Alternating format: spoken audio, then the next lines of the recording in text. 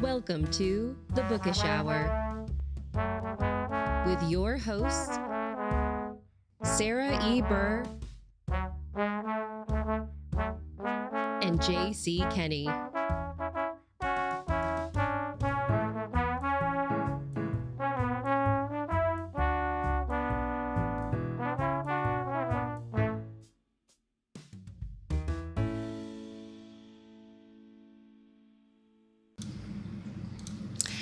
And we are live. Good evening, everyone. Welcome to the Bookish Hour. I'm Sarah Burr. And I am J.C. Kenney. Happy Baby Friday evening, folks. And I am here with little pop version of Mirror Universe, Mr. Spock, because tonight we're getting sci-fi. All you can ask for, folks. So, Sarah, I think it's time to get bookish. Yes, we have got literally out of this world story that we're going to be discussing tonight with our wonderful guest, Josh Mendoza. Josh is celebrating the release of his debut novel, which is so exciting. I can't imagine, Josh, the feelings and all of the just all the work that went into this moment. We're thrilled that you're here to celebrate with us and be able to chat about the Shadow of the Eternal Watcher, which again, such a great title too. We've got a lot to discuss tonight, and our audience members are ready to go. We've got Farmhouse Reader saying hello to all, DHB saying happy Thursday to all. So we are ready to kick things off. Susan chiming in with a hello all. So everybody's all inclusive. I love it. So without further ado, you guys, let us find out a little bit more about Josh. Josh, by way of introduction, if you could just kind of give us a look into your life before you started writing, and maybe tell us a little bit about what made you decide to put this story into how did it become a novel? Yeah, well, I mean, I've always aspired to be a writer. That was why when I went to college, I went to Stanford, that was what I studied. I was studying a lot of short stories. I wanted to be a novelist. And when I got there, we brought up sci-fi. I mean, I was the kid that devoured every sci-fi book and every sci-fi TV show he could get his hands on, and just sitting in the back of the bookstore reading everything. So went to college and got on a detour and started doing more screenwriting, got into movies, and chased that dream, and had a movie come out called What Still Remains, which I wrote and directed. And when we were in post-production on that movie, I had this idea for a detective story. I was like, kind of a cozy mystery, classic noir kind of vibe. Mm-hmm. And I was also thinking about this otherworldly science fiction space opera. And I just thought to myself, well, what if I combine the two and tried to mash those genres, which is what I tend to like to do anyway. And, I started thinking about that script. I'm thinking, all right, I'm going to write this movie, right? And the more I thought about it, the more I started to think, well, this is a couple $100 million movie probably, and probably not going to get that greenlit. So, sometimes you're like, well, it'll be a great calling card. You pitch this around. I wrote this great script, and then people will be like, oh, cool. Well, maybe we'll hire you to do something else, or maybe it'll get shelved, but it just gets you in the room. But the more I thought about it, the more I was like, well, maybe I'll get back to my roots. And what I always wanted to do in the first place was write books. And that's where Shadow of the Eternal Watcher started going. And I just dove back into that and used a lot of my screenwriting skills and the skills I learned a long time ago to kind of create this page turner. And that's what I was trying to do from the get-go. Oh my gosh. That's fabulous. That's so cool. Yeah, that's a lot more cool than my backstory or Sarah's backstory. That's for sure. So just not to get too technical, but this is sci-fi, and so this is my chance to geek out. You mentioned space opera. Now Yes. I know what that is. For those who may not be familiar with that term, and not that I want to ball anybody out, but for anybody out there, if you don't know what this term is, shame on you. But Josh is going to tell you what it is right now, so you're going to be in the know. I think the simplest way to think about it is big spaceships in space tend to mean space opera. So, Star Wars is a space opera. Mm-hmm. So you get other worlds, other planets, and usually there's some kind of intergalactic travel that goes along with that. So trying to make that accessible through a first-person detective story was the adventure. And I said before we came on that part of me was like, well, wouldn't it be fun if the mystery was sort of that this guy's in a sci-fi story? And so like from the get-go, you kind of are, he's figuring it out as he goes too, as he does this mystery as well. Yeah, and the fact that you, the roots of this, you wanted to explore kind of that crime noir. Our main character Duster is a PI. He's got some demons that he is dealing with. Yeah. But honestly, like when I started reading this, I was like, how the heck are we going to get to, aliens and alternate realities? And because he's just like going about his life, albeit it's hanging out in dive bars and all of that good stuff. And it just like starts out on such a familiar note, especially to those of us who are reading in the mystery crime noir genre. And so it was just like really easy to kind of flow into like going along with him on this wild adventure that he embarks on. So I'm wondering, Josh, could you kind of frame the story for our audience members to kind of give them the parameters of what we're dealing with, so that we don't give away any spoilers?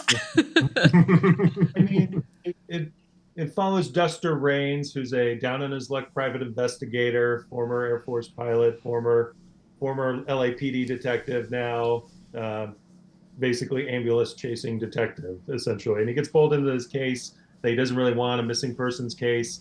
And right from the get-go, like you mentioned, the lady mentions that she thinks her husband was abducted by aliens. He's like, all right, whatever. I'm gonna go back to drinking my whiskey. But as the story unfolds, he needs something to do, and he just keeps getting, like all classic detectives, it kind of just pulls them back in. And I thought that was sort of the fun thing, was to be grounded in LA, the classic noir setting. I mean, I lived in LA for 15 years, and getting to play with the stereotypes and the tropes, right? So like it's like the classic trope, the guy's drinking at the bar, but then how do you bend that? How do you twist it? And how do you create something that people haven't necessarily seen? So like trying to make something that's familiar, and then how do you play with it? And I did that with the sci-fi thing too. I tried to take a different, it's the multiverse, doppelgangers. You mentioned alternate reality Spock, great inspiration, but mine takes a little different turn in that everyone doesn't have a double in this galaxy. And as far as we know, there's only one other universe, and the people who do have doubles can do incredible things. So that's sort of the fun and the twist on this, without giving too much away. Well, and that raises what I always think is a topic of conversation, that folks who do world building like you do, in creating this whole, multiverse, both, here in LA as well as out in space, that is a ton of work. I've joked often on this show and with writer friends that I love writing my little cozy mystery set in a fake Florida town, because I don't have to do any research. It's like, okay, it's 2025 Florida, kind of. You, however, when you do in folks that write like you in stories like this, there's a lot of work in the world building. Yeah. Could you talk to us a little bit about that? Because I tip my hat to you. That's a huge lift, not only to do that, but then to make it convincing. Yeah. Well, I tried to ground it in our reality. I mean, the other reality is so different from ours, but it at one point in the past was ours, and then they like splintered and have gone where if you held up a mirror, mirror, right? Like you wouldn't recognize it. But I think grounding it in that, I'm a big history buff, so just trying to pull from different moments in history and like, okay, well, how could this be different? And then as you lay these little seeds along, you can come back to them and say, oh, well, that was actually a cool idea. And now it's kind of, that's getting strung through the story, right? And I think that's all good writing, where it's cozy mystery, sci-fi, is you get to the end and then you go back and make sure it looks like you had the plan from the get-go, right? Like you have a semblance of a plan, and then, once you say hike, it changes as you go, right? So I think going back, piecing that through, and it is just a lot of tracking, a lot of keeping it straight in your mind. I'm not a big outliner, so for me it's more my crazy notes that people can't read except me, and then I just keep it straight in my head and then making sure it flows through. And it's always about character and story to me too. So the world building has to serve character and it has to serve the story. I love sci-fi, I love fantasy, but there's a lot of great sci-fi and fantasy that sometimes I think gets a little too in the weeds on world. And like, I like story. I think that's the filmmaker in me. I want to go. So I tried to balance throughout the book too. Well, I think the pacing of it really suggests, because we're just like, once we were introduced to Madison, who is the woman who comes to Duster asking for help in locating her husband, who's been abducted by aliens. He leaves that bar and things just go like sideways continually. And I really wonder, when you are crafting these scenes, because you had this really nice way of moving us from, he goes to visit his lawyer / ex-girlfriend to be like, hey, I got in trouble because I punched a cop. And from there, he gets like abducted by the FBI, and it's just like one thing after another. So I'm curious, in the process that you were building Duster's story arc, you mentioned that you write a lot of notes. How much of that process was, something that, just kind of came along as, you were writing? Like, let's say like, okay, like now's the time to introduce the FBI agents. Or was it something that you had on those notes that you were like, okay, like I got to take down this sticky note and like put this somewhere to get things going? I mean, honestly, it's a little of both. I have certain things, like, I always think about like, there's points you want to get to in a story, right? Like there's a big scene on a bridge and I just knew I wanted to get there eventually. So like, that's what you're hanging your string on. And then like, what are the moments that get you there? So, I mean, when I write, I think of every scene in the book. I thought of each chapter as like, what's my in, what's my out, and what are my characters doing and why do we care? And if I can't answer all those questions, it probably doesn't need to be in the book. So that, I think, moving action and moving forward. I mean, sometimes you write scenes and maybe not a lot happens, and that can be good for you as the writer to go back and say, okay, well, this is a lot of backstory. Now I kind of understand these people better. But when you delete it, sometimes these lines that go together magically, it's like that stuff you wrote is still there, even though it's been deleted, right? Because the characters know and you as the writer know. So with the different moments, I mean, sometimes I had some scenes. I mean, there was a scene where he ended up going to jail that just doesn't exist anymore. That's just an early draft where like the cop, he doesn't get away from that cop, and the FBI agents found him a different way. And I think to me, him going to his lawyer girlfriend was just a funny joke, and I thought that's a cool kind of just clever thing that I thought was. And then I was like, okay, well, now he's here. So like, how do I get him out of here? Right. And it just kind of evolves from that too. And sometimes that's the thing. You write yourself into a corner. You're like, all right, well, I'm here now. So what was that clue again? What was that? What was the point of being here? And just trying to get out of it too. And then sometimes you go back and clean it up too. Yeah. I really like that concept of, why does my character care about what is happening? Because, and JC, you and I probably feel this a little bit more because of the fact that in our our side of the genre for mystery, we're lower stakes, but we still have to keep the pacing up. So we still have to have things happening, but we're not necessarily like, it doesn't need to be a life or death situation, but it does need to further the plot in some shape or form. And I like that concept of, well, why does my character care that this is happening? That's a really cool way to look at it.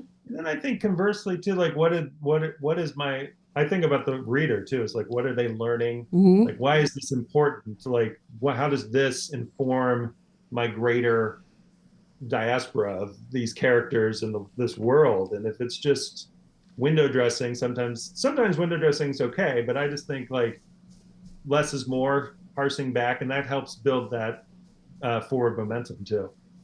Yeah, it reminds me of, I'm a huge Elmore Leonard fan, and one of his more famous quotes, and I'm paraphrasing here, is his the way he always talked about editing was, well, he just gets rid of all the boring parts. and I always loved that, but it's like, okay, well, what exactly does that mean?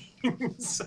Yeah, well, and it's funny too, sometimes, I mean, as you write more too, I mean, sometimes I'll start something new and I'm writing it, I'm like, you forgot to not be boring. Like this, like, but you're just getting the ideas out too. And it's like, well, you can go back and fix it too. And I'm a big proponent of getting words on page and fixing later. I think sometimes through my course with different studies, I've come across people who are like, all right, I'm just going to really master this act one. It's like the first 15 pages of the screenplay have to be perfect, and I'm going to get this great chapter one. And I think there's validity to that, but I also think that sometimes you get to the end and you're like, all right, well, chapter one's not even in this book anymore. So like, if you spend so much time fixing these things, maybe they're not even going to be at the party at the end too. So I just like to try to get story out, get my ideas out, and that tends to lead me in different directions too, because sometimes your characters surprise you. I am totally with you on that one. Especially, I used to be are very faithful to my outlines that I created. Now I will be in the middle of a book and I will change, character names. I'll change the setting. I'll change the season. I'll change where we are, and I'll just keep going. It's like, you know what?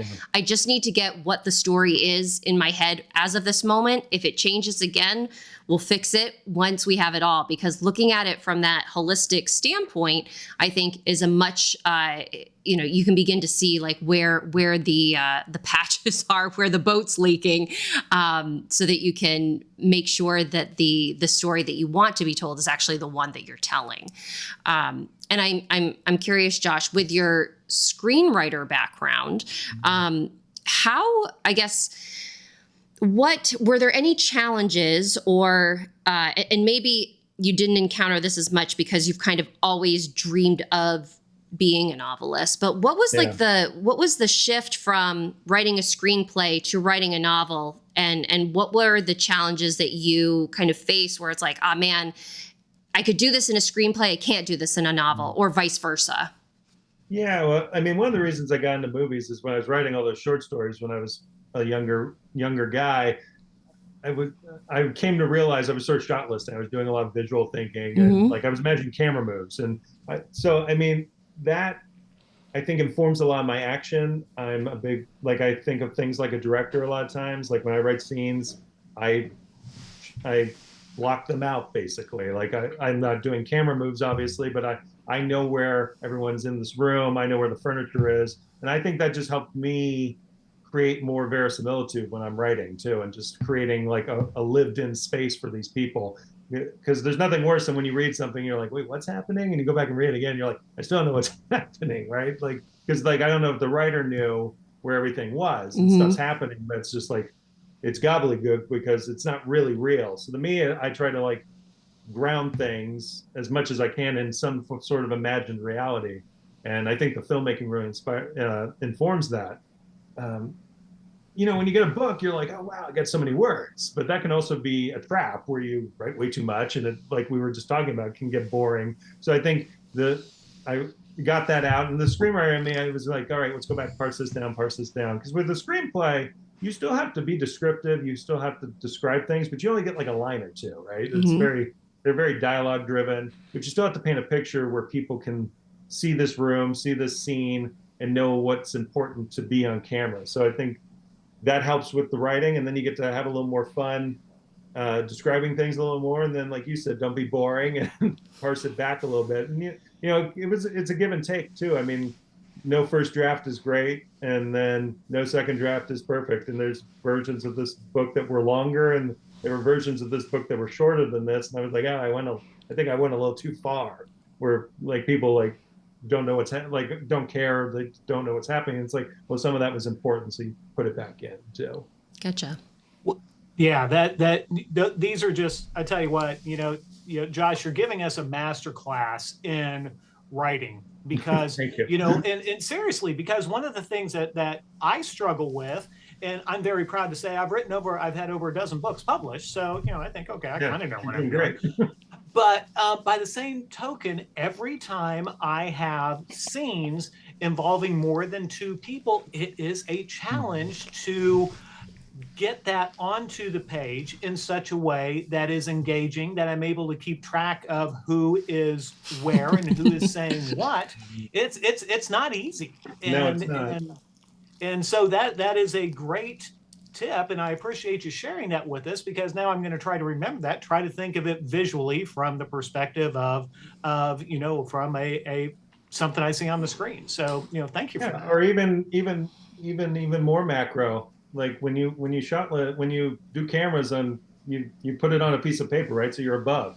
So I mean, here's the couch, here's the table, and he's here, he's there, and then you kind of have some visual spacing too, of like, okay, that's on his right, and the pen's over here. So when they go to get it, they need to go over to that bar. Things like that can be useful, and they're not outlined, but it's another form of outlining and prepping for what you're trying to do too.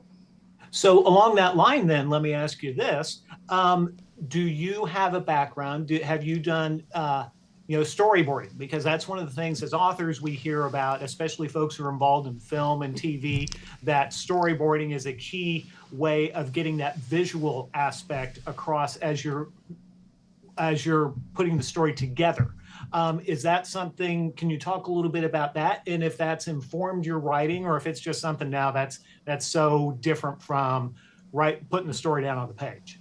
No, I mean, I think definitely, like I said, I still think visually. I mean, there's definitely some outs here where I know if we ever made the movie or the limited series, I'm like, this would be the shot, we do this, and that's how you get off of this. And definitely when you make a movie, I mean, whether it be a short or a feature film, you storyboard. I mean, I'm not getting the really cool ones you see on a Marvel movie. You get terrible little triangle stick figure guys. But the point is too, is okay, when we're gonna be here on this shot, we're gonna be wide on this shot, and you're building that story through these pictures, right? Because that's what movies are, is they're pictures going by at 24 frames a second.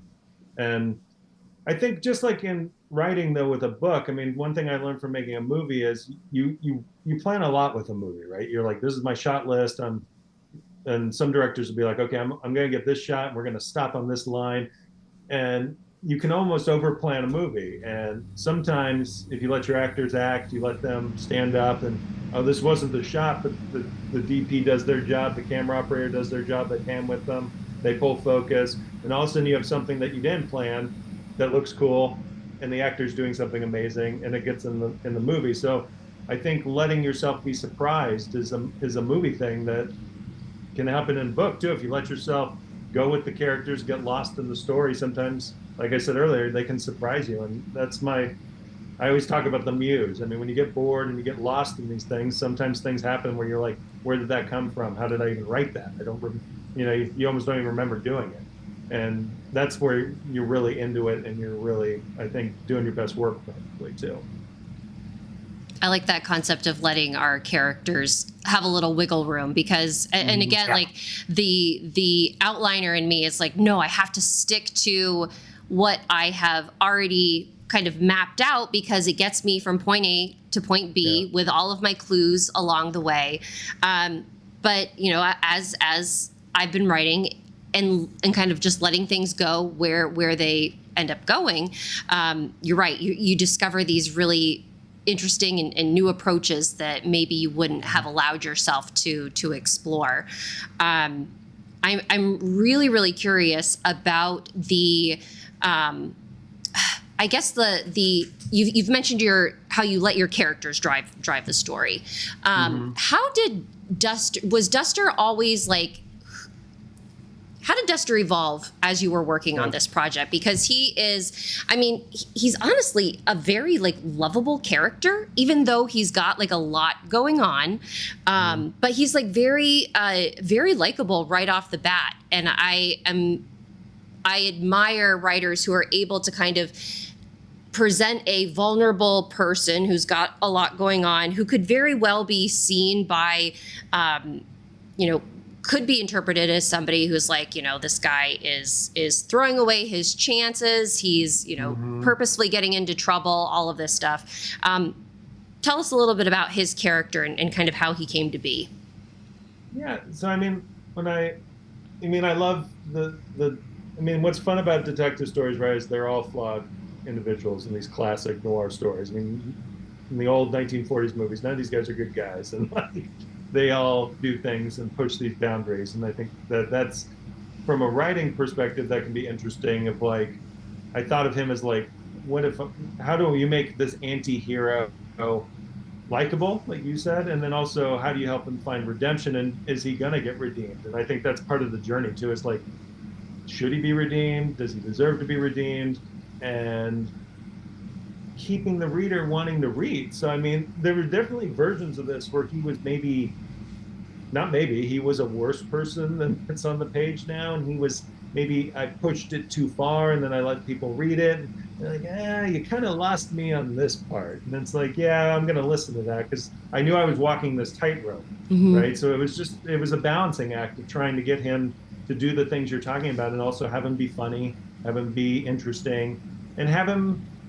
I think again, it has to be believable. Like you mentioned, Carla's ex-girlfriend. Well, Carla's like a very highly effective lawyer who's very successful, and like, why would she be with this guy, right? Like, what would attract her to him that she had that relationship to end? I mean, it has to be believable, and it has to be rooted in a reality that, I mean, not a reality that exists, but a reality of the book too. So I mean, that's a balancing act though, and I think it gets back to what we were talking about before, like when you just try to make your characters do what you want them to do, well, it doesn't even make sense. Like, would they actually do that thing? And you have to go back and think about that and be like, well, I don't actually think they'd still be here, and I don't think they'd be helping him now. So maybe that needs to change too.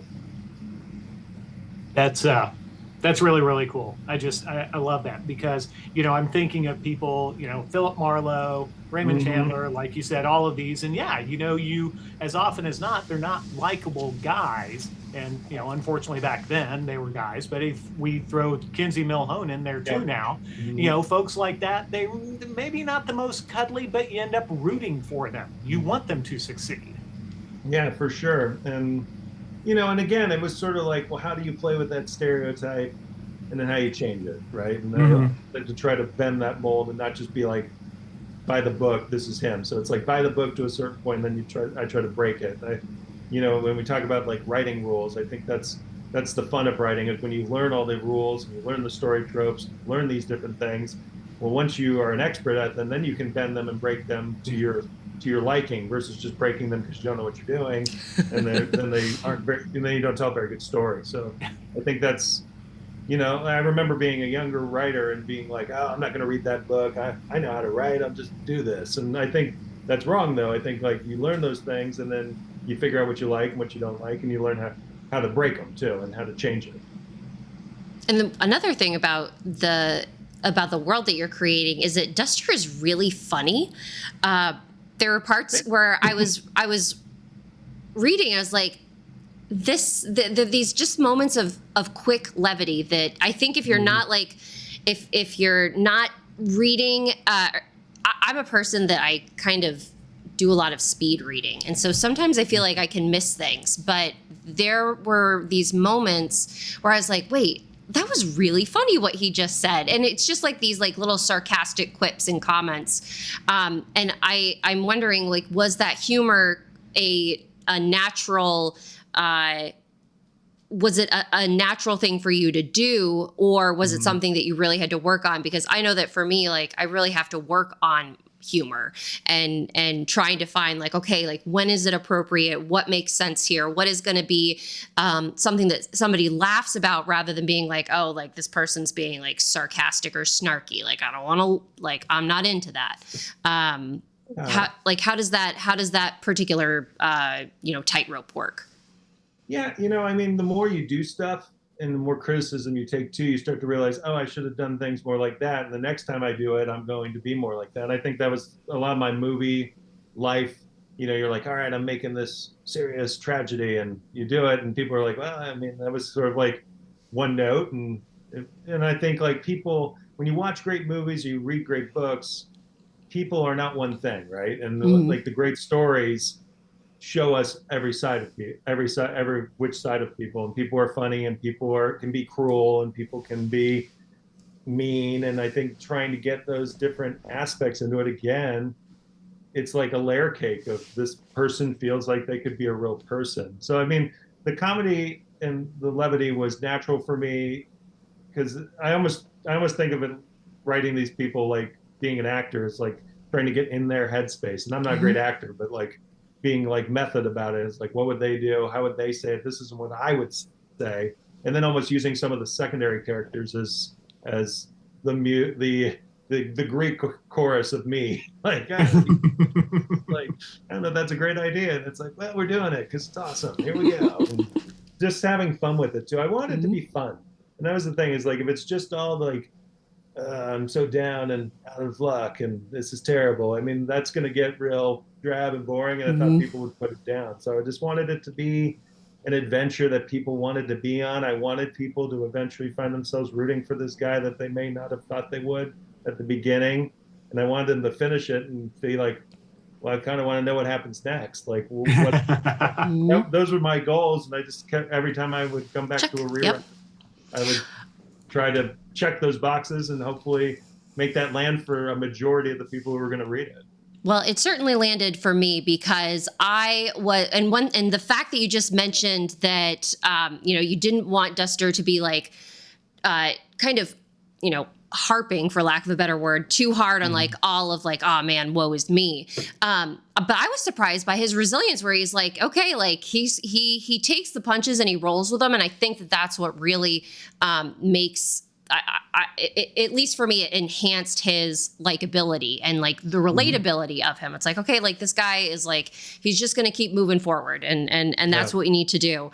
And speaking of, you had mentioned, reading great books to learn about like writing and storytelling and all of this stuff. One of our lucky viewers this evening is going to have the opportunity to read a very great book, as Josh is generously doing a giveaway this evening for a physical copy of The Shadow of the Eternal Watcher. So folks, baby, you have your magic word for the evening. Josh, do you want to tell folks what they should type into the YouTube chat so that they can enter in for a chance to win? So we're going to have you write shade, which is the term that the alternate reality doubles have in the book. They're called shades. So go ahead and write shade in there, and you might win a copy of the book. I can't tell you how much I love. So one of my favorite things about fantasy sci-fi is all of these different terms that we get to create and new things that we get to discover. I am very, very curious about how shade came to be, because one thing that I specifically love is taking a word that we all know and associate with something, but then kind of giving it this new meaning specific to you and your world. So I'm curious where that came from. Yeah, that honestly was something that evolved as I was writing it. I was thinking of these duplicates as like kind of ghosts, like this other version. Sometimes people would catch glimpses of these, and I came to that word shade, and that kind of, in a roundabout way, led me back to the title too. So the title wasn't originally that. It was just, I was working under Duster Reigns. It was just, that was what I was working under. And I just thought that that was a cool idea of like ghosts, different versions of yourself. I mean, it's a classic trope. It's been around stories in cinema forever, of this demon, this other self, this double of you, and what is that? And then I think it's interesting too, as we've talked about with Duster, of like him seeing a version of himself that maybe is what he wishes his version could be, and could he get that? And like how, and like realizing that if but for a few things, that could be me. What does that do to a person when maybe they're not happy with where they are in the world? And I just think from a character standpoint, that's interesting to me, and getting to be in someone's psyche with that, and dealing with this thing that I think is not obviously something that happens to us, but something we could imagine, and something we can sort of, that jealousy and that longing for something better than what you have too. I think that's a very natural human tendency. Yeah, I don't know how many times, I remember thinking growing up, it's like, man, you see the kids who have the nicer clothes or the new bike and all that kind of stuff. It's like, if I don't, something would have happened, I wish that could have been me. But one thing that I want to ask is about your title. Yeah. Shadow of the Eternal Watcher. I'm going to be real honest here. I get tired in about like 2 minutes going through social media. So the concept of an eternal watcher is utterly exhausting to me. Can you, but it obviously matters. Somebody's got this job, and we're not talking about the Marvel Watchers. These are somebody completely different. Can you talk about what this Eternal Watcher is, and without trying to, or with trying to avoid spoilers, what's that got to do with Duster? Yeah, so we talked about this other world and how it sort of splintered. So I mean, in this universe, the splintering part happened right about when in the Roman Empire times, in the Eternal Watcher is a alternate reality where China, the Chinese Empire, the Roman Empire combined forces, and this Eternal Watcher came to be, and believing that they were immortal, and trying not to get into too much of the minutia of this, but basically the thing that allows people to go between these worlds, these stones, exist in all these realities, and the Eternal Watchers in this reality had these stones. So like it gave them the ability to bend space-time, which is what these duplicates in the modern story have. So I thought it was just a fun, interesting way to create a different empire and just have like, and again, have world building and get into sci-fi, but it's also grounded in a reality. So you kind of get this multicultural, multi-ethnicity version of almost like the Mongol Empire, where it was like a mixing bowl, but then obviously with these famous cultures, they're still quite famous today. And what would that look like? And what would their art be? And I thought that was just a fun kind of mental exercise too, and then getting to sprinkle that throughout the book. And without getting too far ahead of myself, with moving forward into some sequels that I've planned out. Ooh. Yeah. This idea of immortality and eternity is going to play a bigger role moving forward, and like what is driving people who want to be the Eternal Watcher to try to get that job. So you mentioned they're not literally eternal, but maybe they could be. You had mentioned the stones, and we've talked about them a little bit beforehand, but the aliens, which are known as the stone tails, they have these eggs that are these green stones. And so one thing that I always really kind of like to kind of look or feel as a reader, maybe can I find something like a message within a message? Because, we think back to like with Tolkien, his story was kind of this critique of industrialization and like this, destroying nature. I'm curious where like everybody's like going after these green stones, and in the alternate universe we have, or the alternate reality we have, like they're used for a source of energy and all of this stuff. Was there any like subconscious of like exploitation of world resources, or like, I guess like were there any like deeper layered themes that you wanted to kind of really pull out in your story, to kind of as like a critique on humanity? Yeah, so definitely exploitation of resources and just human nature of taking something that's a gift that makes the world better and driving it into the ground and turning it into dust. And what does that look like? But also, too, I think the morality of what, like, there's a lot of gray areas of like, well, we're protecting human beings, right? And like this other species. And I've always found that interesting about science fiction of, well, do we care? Do we have a moral compass when it comes to a lizard that can talk? Do we care? Or are we only about people? I mean, we don't treat people very well half the time. So like, does that unify people to fight a bad guy? Does it just make people fight each other? And also the bad guy, is that bad guy actually a bad guy? Or are they just defending themselves too? And I thought that was an interesting gray area that could be a leaping off point for future as the science fiction world kind of expands into other stories too. Well, and that's one of the things that I've always loved about sci-fi, is it is such a wonderful venue, I don't think is the right word, but such a wonderful avenue for telling those metaphorical stories. that, if you, and again, thinking whether it's, Star Trek or the original Star Wars trilogy, what a lot of that was about, you can enjoy these. Even if you look at Dune now with the new films out, I really enjoy the story. Yeah. That's great. Also, I really enjoy the story, and there's a lot going on underneath that some people don't pay attention to and don't get, and that's fine. But for those that do, there's a lot to say there.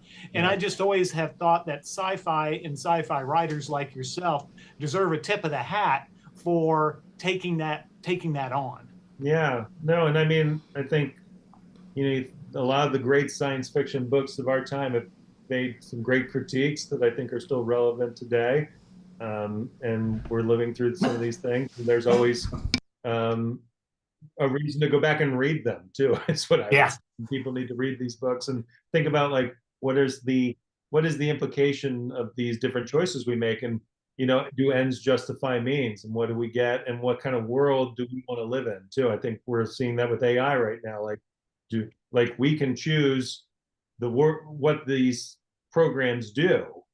Like, do we want to just get rich and have lots of money, or do we want to have an egalitarian society that like helps everyone? And I think that's a choice that we are literally seeing unfold before our eyes right now. And there'll be great stories written about that too. And yeah, I mean, I just always go back to Twilight Zone too when I think about this stuff. Like, that's like the great, you hear multiverse and immediately people are like, oh, like Marvel. And it's like, well, I always think of, you brought up Spock. I mean, that's for me, Mirror, Mirror, right? That episode of the original series. But just Twilight Zone, I mean, every single one of those episodes is a multiversal story, right? It's like, that's the premise of those, is walk through the door into another dimension. And I just always think those were just always so cool to me, of like the mind bendingness of them, and just like the what ifs, and you think it's this and then it's that, and the making you think part is what's cool and clever about a lot of science fiction. That's why I love it. And the fact that like AI is a perfect example, and I'm just thinking of like within the past week, like the fact that they like brought dire wolves back from extinction, and There's literally a book and a movie about that. Yeah, and it's like the like this more, you mentioned, like, do we as humans have this like moral obligation, in your series, these stone tails with their eggs and the power that they give humanity. I mean, it's so baffling, and I don't know what the answer is. And it's something that's very, it's cool to think about, but the fact that we're like living it right now is also, kind of terrifying, because, there's this idea that, like, now that we can bring back any animal that we need, like, we can just go and, people can go off hunting and get all the trophies that they want. So it's just like, it's a wild time. What a time to be alive. And I think it's interesting too, because I mean, we have a tendency to be like, well, we're going to fix this, right? Like, we'll bring back Noah, or the line in Jurassic Park, right? Is like, exactly what I was thinking. Yes. Flock of dodos, would you care? And it's like, well, yeah, but dodos don't eat people. Right? But like, also, I think we do this. We're like, oh, we've been killing the bee population, so we'll get rid of this, and we'll change this, and we'll do that, and then all of a sudden we've killed something else, right? Because we don't like this. We think we know everything, but like we don't actually necessarily see how all these things interact on a grand scale within our world until we've broken it, right? And then like, hey, we shouldn't have brought those snakes here to eat those mice, because those mice were actually eating this plant that's poisonous, right? Whatever it is, like, makes my brain hurt. Yeah. Unfortunately, our time is beginning to run a little bit short, Josh, but you kind of hinted at it, that this is book one of a series. Can you talk maybe a little bit about more of what maybe book two is, when we're going to see it, or maybe what it's about a little bit? Yeah, well, I'm working on it right now. I mean, I honestly waited. We keep talking about this, but like, I had when I finished the book, I had this other idea for it. Books take a long time to come out, and I was just like, well, what if my publisher like wants me to change something, and then I go and kill one of these characters, or it completely changes, and I've written a book, and it's like I have to blow the whole thing up. So I kind of sat on my hands waiting for it to come out. So now that it's out, I feel like, all right, I can write it. So I'm working on it right now. I think I'll probably be done with it sometime this year.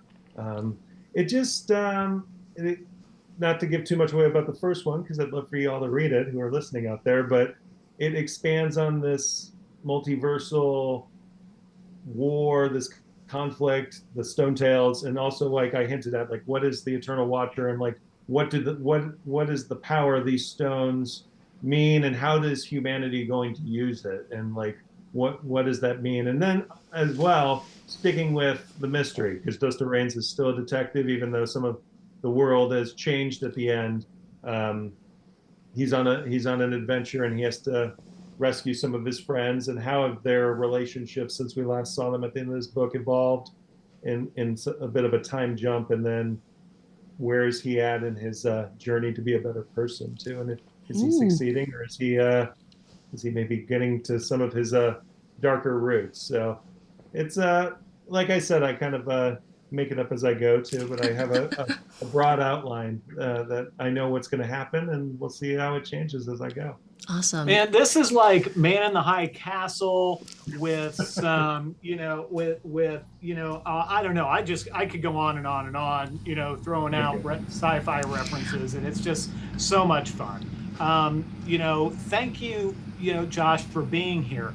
I guess one of the things that I would like to ask kind of before we start to kind of wrap things up is there anything as a somebody with a background in film, someone who has published a book, so I mean, you published a movie, you published a book, those are both really cool, someone who is maybe like interested in both, you've talked about hinted at some of the resources that you've relied upon. Can you maybe give us a shout out of some books or videos or something that has helped you on your journey? Yeah, I mean, everyone talks about Save the Cat, right? That's the famous screenwriting book. I mean, for me, I went to, like I mentioned, I went to Stanford, but I also went to USC and studied film there. And I mean, obviously those are great schools. I'm very lucky to have gone to them, but I don't think it's necessarily about like going to the best schools. I think it's about surrounding yourself with people who are creative. It's about being around other writers. It's about being around other filmmakers and having a group of people. You don't have to go to school to do that, but you should find people who are creative, you can bounce ideas off of, show them your bad writing, show them your bad movies, and get their feedback and learn to be better. And that's what really it's all about. You don't go to those places to meet the famous writers. You go to them to meet the other writers who are at your level, and then you can grow together and hopefully have some success as life goes on too. So that would be my suggestion, is to surround yourself with other writers and write with each other and create. And that's the other thing too, is you have to always be writing, you have to always be creating. I mean, even now it's like you just asked me, it's like the books come out, it's like, well, what's next, where's the other one? Sorry. That's true though. I mean, that's the natural thing. I mean, it's like when the movie came out, people were like, well, what else do you have? And you're like, well, here's these scripts. And you hear a lot of, well, on the next one, when you're famous, give us a call, right? It's like, I mean, there's a lot of no's. You just have to like keep trundling ahead and having lots of different stuff, and you have to keep making new stuff, and you get better as you go. Community is so important. I think when we talk to other folks, when I do interviews with other people, it's always like, get yourself a community of writers, of creatives that can help you through this process. I also have another quick question, Josh, before we kind of move into our final portion of the evening. But a quick reminder to our audience members, if you're watching and would like to enter in for a chance to win a physical copy of Josh's debut novel, please put the word shade into the YouTube chat. Make sure that you're logged into either your Gmail, your Google, your YouTube account so that you can use the chat feature. We'll be drawing our winner at the end of the show. You had mentioned, Josh, during this like waiting period that you had before the book came out, when you were like, okay, like what's the publisher going to ask me to change? This might show my woeful ignorance of the film industry, but I'm curious if you felt, was there like kind of a different struggle, directing a film where, you're the director, you have a big say in a lot of things. I know that, you've got people that are above the director that kind of can put their opinion in there and everything. But was it a similar experience of like, okay, like here's my creative piece. Now tell me what you think, or give me the feedback, or this is what I want to give to the world.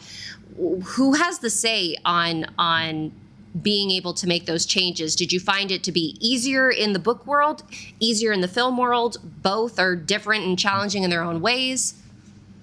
Yeah, they're both challenging in their own ways, for sure. I mean, I was very fortunate with my publisher, saw my vision, listened to me, gave good notes. When I said no, they were like, okay. But with movies, movies are a collaboration, and that's the reality. So, like, you can't make a movie by yourself. So I think you learn early on that, you have your script and you get notes and you rewrite it, and then you get into pre-production and you have a budget, and then it has to change again because there's a reality. You can write whatever you want when you write a book. That's fine, right? You can blow up the bridge, you can crash the spaceship into the thing, you can blow up planets. But when you make a movie, you can do some things and then you can do some things not, right? So like there's just a reality too of sometimes we can't afford to do that, or hey, the fire, like in my movie, we had a lot of fire and we were out in the mountains of California, and there'd been a fire a couple years ago that had burned a lot of the forest down, which actually was great free production design for the movie, and we shot a lot of the stuff in this like wasteland of trees, which is sad but also looked beautiful. But also the fire marshal was a little like, hey, you were going to set this thing on fire, but like maybe we dial it down a little bit. So you have to live in the reality of like, well, I have to do what the fire marshal says, right? You have to make creative choices. And just also too, in my movie, just for an example, there was this scene where one of the characters was going to fall in a pit, and there was like a trap, and there was going to be suspense of like getting out of this pit, and the main character was going to rescue him, and it was this whole thing. And up until the day before we were going to shoot that, we were digging this pit, and like we were shooting something else. It's an indie movie, it's low budget, so you're shooting a lot of pages every day. And producers pulled me aside. It's like, hey, so we're trying to dig this hole over here for your pit tomorrow, and the ground's softer than we thought. It keeps caving in. I don't know if we can put an actor in there safely. So it's on the fly. It's like, okay, well, we have to come up with something different tomorrow to shoot that is still in these woods and that we can do like quickly. So it's sometimes that's a pain, but sometimes you can be more creative too. You just have to be open to it. So cool. And now, what's the name of the film, and where can people find it? Yeah, so the movie is called What Still Remains, and it's available. It runs all over the place. It's still available on Amazon. I believe it's still on, it's on Apple. It's just on a lot of different places. So if you Google my name, Josh Mendoza, it'll come up. But What Still Remains is the movie. Nice. It had to run on Netflix. It's not there anymore. That's how streaming works. They come and go, so you have to kind of find it. But I know it's still on Amazon. Yeah. Awesome. And if you're a physical person, you can still buy DVDs out there too. Oh yeah, DVDs. Have it forever. Josh, you've talked a lot about some great influences on your writing throughout the show. I'm wondering though, for our last segment of, what are you currently reading? What are you currently watching, listening to? Any recommendations for our audience members or for myself and JC? Because we're always looking to add things to our numerous entertainment lists. I've been reading Song of Achilles right now that I'm really enjoying. I don't know if that's not that new, but it's a great book. She did a great job with that. It's just a fun kind of going back to high school when I read the Iliad and being like, oh, it's a great take on these characters that you thought you knew. And last year I read a lot of Rob Hart, The Warehouse. Oh, he is. The Warehouse was fabulous. I love that book. So good. Yeah. And he's really good, and I really enjoy his work. And also S.A. Crosby. I've been on his work lately, and I just think he's great too. So that's who I've been reading lately. And I do a lot of nonfiction too. So I'm reading a book about the Templars right now. And, that's been interesting and fun too. So I love the Templars. Yeah, good stuff. Yeah. How about you, Sarah? Those are all great authors. You should check them out for sure. That is a great list. What about, I mean, you're a movie guy. What about movies? Mm-hmm. Any movie recommendations? Well, I mean, I guess if we're going to go back in time, I mean, I love The Sting. Mm-hmm. And, if we're talking, I'm trying to think great film noir. I mean, I always liked The Third Man. Okay. In the day, and I'm still a classic guy. I mean, I love Jaws, I love Aliens, so all those movies. And recently, I mean, we just watched White Lotus. I enjoyed the first couple seasons of that. Mm-hmm. And there's just I've also been watching. See, I'm all over the board. I'm also watching Wheel of Time, which I think is love Wheel of Time, and I think it's really good. Yeah, Mm-hmm. So I've been enjoying it too. So I'm all over the place. And I'm a drama guy. I'm a fantasy guy. I'm a sci-fi guy. I like it all. I feel like that's what. Hacks is back now. You haven't seen Hacks on HBO? Hacks yeah, it's awesome. Really good. Those are great. Awesome. Yeah. More things to watch. And JC, what about you? What are you up to? So, just a couple of things. I am also can be all over the place a little bit. Just started watching the first episode of the new BritBox BBC adaptation of Agatha Christie's Towards Zero. Ooh. Just started watching that, featuring Matthew Rhys and Angelica Houston. So had the first episode out. So it's gorgeous. It's intriguing. Loving it. Also, just started watching season 2 of Schmigadoon. A couple of years ago. It's on Apple TV. It's Keegan-Michael Key and Cecily Strong. The first season, Schmigadoon, was a send-up of a couple who stumbles upon kind of a version of Brigadoon, and it's a whole salute to musicals. Season 2 is actually subtitled Schmicago, and it's kind of an homage of kind of the second generation of big Broadway musicals, and it's hysterical. Wow. Yeah. So Sarah, if you haven't seen it, you need to see that. I definitely was. I watched the first season, and then it kind of just like fell off, and I was like, where did this go? Because I'm a musical person. Mm-hmm. Yeah, so it's on Apple TV now, so that's where you can find that. And I also want to make a shout out, kind of going the musical way. Elton John and Brandi Carlile have a new album out, and I'm a huge fan of Brandi. I like to say I was a fan of her before she became Brandi with the big B now, and she's been a huge fan, and Elton has been her idol for literally decades. Their new record just came out. There was a special on CBS about it, and it's a lot of fun. It rocks. Elton may be 78, but he hasn't lost it one bit, folks. So check it out. And so that's what I got. Sarah, what do you got? For sure. Oh my gosh, I have to check that out. I don't know how long Brandi Carlile has not been Brandi Carlile. I just remember the story was her first big thing that I fell in love with. Absolutely love that song. And just want to say a quick hi to Nash, who is also chiming in the chat. Nash, welcome. Thanks for being here. What am I listening to, watching? Okay, so you want to hear all over the place, Josh. Listening. I am listening to, it's called Ear Witness, which is about this case of DeForest Johnson, which took place in, I want to say Alabama. Sometimes I don't pay attention to the places that these things happen in.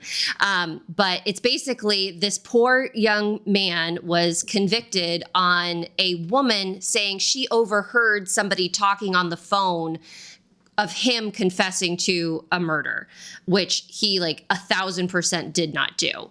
But for some reason, he was convicted. He's on death row because of it. And it's this they're trying to get his conviction overturned. And it's just fascinating in a horrifying way of how the justice system can sometimes work. So Ear Witness, another true crime podcast I'm listening to, is called 3, which again, more wrongfully convicted people in prison. But it's hosted by Amanda Knox, which for anybody who is a true crime person, Amanda was convicted in Italy of murdering her college roommate. And it was this another insane story of being railroaded into a crime that she didn't commit. So it's an interesting take of listening to her talk about somebody who's wrongfully convicted. watching wise, we decided to watch a scary movie over the weekend, and it was called Exists. And it was about a group of kids who goes into the woods of a cabin that their uncle has said, hey, nobody's allowed to go to the cabin anymore. Turns out that there is like a family of Sasquatches living in the woods, and they are not happy to have neighbors. So that was, it was like a found footage film, which I really, really enjoy. But this one was a little bit too hokey for me, but I still kind of liked it. I don't know. It was interesting. And also watching Full Metal Alchemist Brotherhood on Netflix, which is kind of one of the, when you think of like the big anime series, that's kind of a classic that I have yet to see. So we're watching it and enjoying it very much. Let's check it out. So that was a lot. We got a lot of good stuff that folks can check out. Yeah. Josh, this has been absolutely fascinating. So fabulous. You must come back when book 2 is out so we can see what is going to happen to Duster. And I didn't even get to ask you, where did the name Duster come from? You know, I just remember thinking a lot of times detectives wear those duster jackets. Nice. I love it. And then I was like, when it rains, it pours. Oh my gosh. That's so cool. And I just love how the creative mind works. So that solves the mystery for me. Real quickly, our giveaway winner for this evening is, let me pull up our folks that entered. Susan Worrell. Congratulations, Susan. All right, Susan. Woo! Susan, if you can please email giveaways at itsbookishtime.com to bump your mailing address to my inbox. That would be very much appreciated. Congratulations. This book is going to like rock your world. It's going to be it's such a unique, fun experience. And I still can't get over how fun it was, even though like there was this like darkness about it. I had a really good time reading it, and it was an effortless feeling. So, Josh, thank you so much for sharing your stories with the world. Thank you so much for coming here and sharing your hour with us this evening. We very much appreciate it, and we wish you all the best. And again, our door is always open to you if you'd like to come back and chat with us about what is next in your writing world. I'd love that. Well, I really enjoyed being here. So thank you so much for having me and letting me shoot the breeze a little bit about the writing. It was absolutely 1,000% our pleasure. For folks who want to kind of keep up with what's going on in Josh Mendoza's writing film career, where can folks find you online? Yeah, so I've got a website that's just my name, joshmendoza.com. That's probably the easiest way to find me, but I'm on Instagram, Twitter, Blue Sky, all those things at Mendoza Strikes. And yeah, just keep writing, and I'm chasing some movies and writing some more books. And I got another book that's outside this world that I'm writing too. So wow. Nice. We'll have some more stuff to talk about in a year or two to come. Yes. Fabulous. That makes me very happy. And folks, Josh's website is in our show notes, so you can click on it from there for easy access. We appreciate everybody who joined us live during the show. It's always wonderful to be with you guys, and hopefully you learned some really cool things about both the writing world and the movie industry. I always love an insider's look. We are going to be back next week with an episode of our Bookish Moments series. We have a guest joining us on Tuesday at 4:30 p.m. before JC and myself head to Malice Domestic, where we're going to be doing a Bookish Hour in person with a incredible panel of authors, and we will record the show. We'll upload it to our channel, so those of you who won't be there will be able to watch it and enjoy. So until then, everybody, have a wonderful weekend.